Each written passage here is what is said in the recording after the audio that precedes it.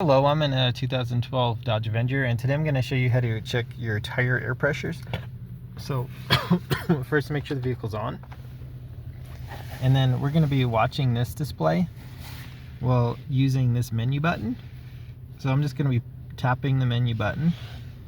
So as I tap through the menu button, we will see, we get to this tire sensor or tire measurements here. So this is showing all four wheels, the fronts and then the rears, and the PSI levels, so 37s and then a 36 and 40. So that's an easy way to check without having to manually go to each tire and check. It'll tell you on the side of the wheels suggested PSI levels, as well as they're suggested.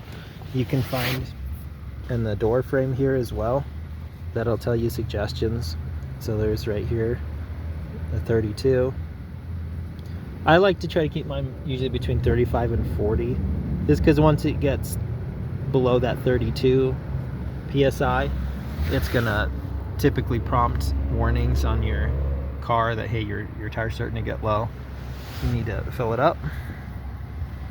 And then if you need to manually check them, or if you need to actually refill them, you just go to each tire, and then if there's a cap here, you'll unscrew the cap and then plug in your measurement tool or your air filler to the end of this and fill up. And then when you're done, these caps are just to help keep it clean. But I hope all this was helpful. Yeah, and somewhere on this tire it's gonna say, yeah, you can see it here, it's 44. And so you don't want to overfill them because that would cause issues as well. So yeah, like I said, I like 35 to 40-ish. And they'll fluctuate some with temperature. So it's kind of why there's always a range.